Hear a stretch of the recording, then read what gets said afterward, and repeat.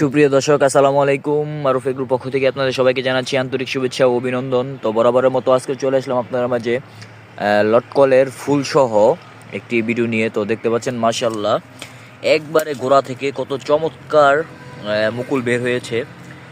আশা করি সবগুলাই টিকবে, কারণ এগুলো পুরাতন গাছ, একটাও মিস হবে না আল্লাহর রহমতে। যতগুলো বাধা আছে সবগুলাই ইনশাল্লাহ টিকবে।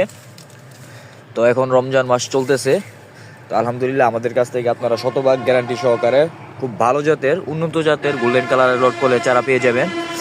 ফুল ফুল ফুল সহকারে, কিছুদিন পরে ফল সহকারেই পাবেন আমাদের কাছে।